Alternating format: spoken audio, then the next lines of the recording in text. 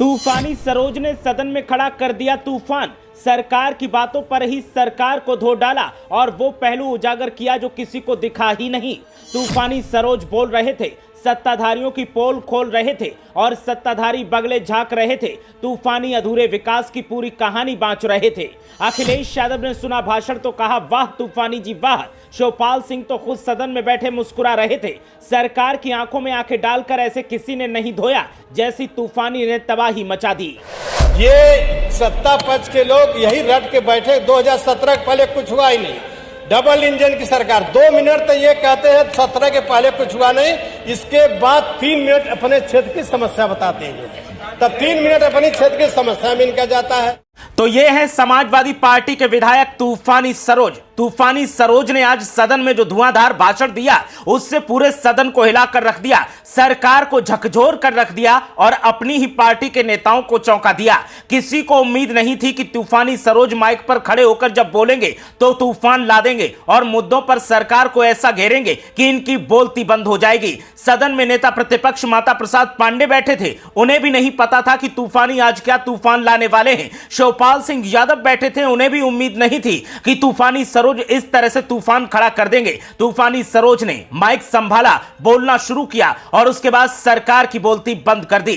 बनारस में साड़ी के बुनकरों को किस तरीके की समस्याएं हो रही हैं उस पर भी बात की। साथ ही अमूल प्लांट में काम करने वाले किस तरह परेशानियों से जूझ रहे हैं उनकी भी समस्याओं को उठाया और 2017 से पहले समाजवादी पार्टी की सरकार ने क्या क्या किया उनका गुणगान किया। साथ ही मौजूदा सरकार की नाकामियों को गिनाते हुए कहा कि यह सरकार एक तरफ तो कहती है कि 2017 से पहले कुछ हुआ ही नहीं और दूसरी तरफ 2 मिनट के बाद अपनी ही क्षेत्र की समस्याएं गिनवाने लगते हैं, जो बताता है कि मौजूदा सरकार क्या कर रही है और पिछली सरकारों ने क्या किया। तमाम बातें न करते हुए आपको सुनवाते हैं तूफानी सरोज का पूरा भाषण, जिसे सुनकर आप भी दंग रह जाएंगे और आपकी रगों में जोश दौड़ जाएगा। तो सुनिए तूफानी सरोज ने कैसे सरकार को सदन में हिला कर रख दिया।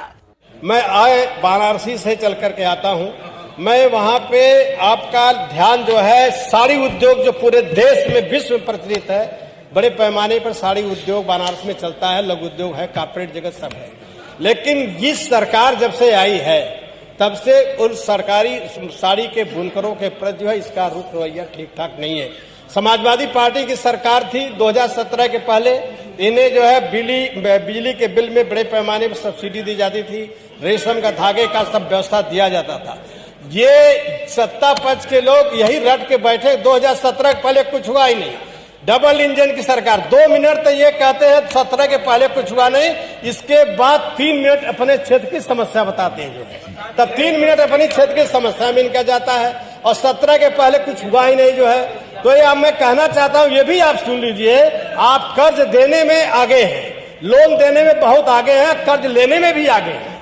आज के पूरे के 20 मुख्यमंत्रियों ने 3 लाख करोड़ का कर्जा किया था उत्तर प्रदेश के ऊपर और इस समय 9 लाख करोड़ कर्जा हो गया है, सुन लीजिए। लेकिन धरातल कहीं कुछ दिखाई नहीं दे रहा है।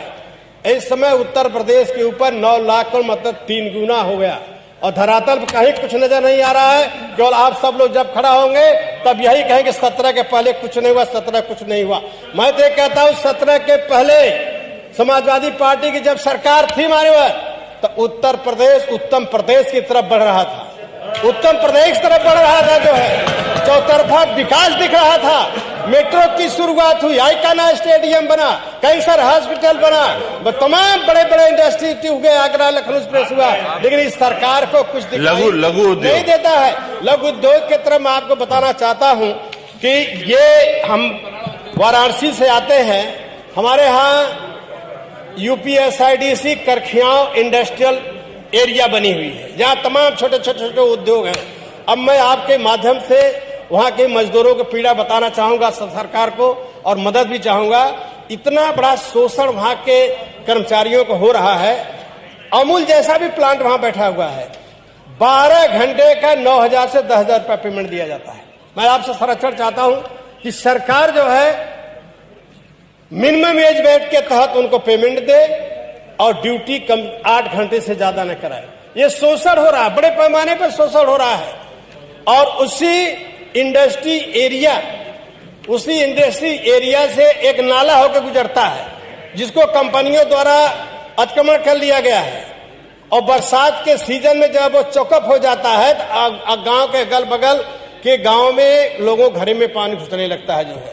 तो समय से पहले, बरसात से पहले मैं चाहूंगा कि उस नाले की तरह सफाई कर दिया जाए कि भविष्य में किसी तरह के लोगों को दिक्कतें न हो। और कंपनियों द्वारा उस नाले में गंदा पानी भी बहाया जाता है और गंदा पानी में अगर भूल कर कोई जानवर डुबकी लगा लिया तो उसका तो पूरा बाल ही झड़ जाता है तुरंत जो है। ये हालात है। तो कंपनियां गंदे पानी को जो है कि नाले में न बहावें। इसके लिए मैं आपसे संरक्षण चाहूंगा और ये कहना चाहूंगा, लघु उद्योग के क्षेत्र में समाजवादी पार्टी की सरकार ने जितना सराहनीय काम किया, जितना विकास किया, आज विकास कहीं भी नजर नहीं दिखाई दे रहा है, कहीं भी नजर नहीं आ रहा है। इसलिए मैं आपसे कहना चाहूंगा जो है, अभी एक साथी ने हमारे जरा सा भाई टांग है निकल गई जो है कि ये किसान सम्मान निधि अखिलेश जी दे रहे थे तो वो हर दर से नहले पे दाला मार दिए कि 12 से 13 में मोदी जी ने भी जो है इतना करोड़ रुपया दिया जो है, जबकि 12-13 में मनमोहन सिंह जी जो है मोदी जी नहीं थे जो है। तो धन्यवाद मैं आपको दूंगा, आपने लघु उद्योग पर हमें बोलने का अवसर दिया, बहुत बहुत धन्यवाद। तो सुना आपने, तूफानी सरोज जब बोलने खड़े हुए तो किसी को उम्मीद नहीं थी, लेकिन जब से तूफानी सरोज का यह भाषण खत्म हुआ है उसके बाद से सोशल मीडिया पर तमाम वीडियो वायरल हो रहे हैं। खासकर अखिलेश यादव तो जमकर इनकी तारीफ कर रहे हैं और अपने सोशल मीडिया अकाउंट्स से तूफानी सरोज के इस भाषण को शेयर किया है। तूफानी सरोज जब सदन में बोल रहे थे तो स्पीकर महोदय भी चुपचाप हो गए थे और सत्ताधारी पार्टी के लोग गर्दन झुकाकर सुन रहे थे, क्योंकि तूफानी सरोज उन्हीं की बातों पर उन्हें घेर कर जमकर खरी खोटी सुना रहे थे। समाजवादी पार्टी के विधायक तूफानी सरोज ने ऐसा तहलका मचाया है कि पूरे उत्तर प्रदेश की सियासत में अब इन्हीं की चर्चा हो रही है और हर तरफ हर कोई यही बोल रहा है कि अगर ऐसे विधायक सदन में आ जाएं तो आवाम की समस्याओं का निपटारा हो जाएगा, सत्ताधारी मनमानी नहीं कर पाएंगे और विपक्ष भी एक ताकत के तौर पर सदन में मौजूद रहेगा, जिसके सामने बोलने से पहले सरकार को तमाम होमवर्क करना होगा कि अगर कहीं गलती हुई तो तूफानी सरोज खड़े होकर फिर से तूफान न ला दें, बवंडर न खड़ा कर दें और तहलका न मचा दें।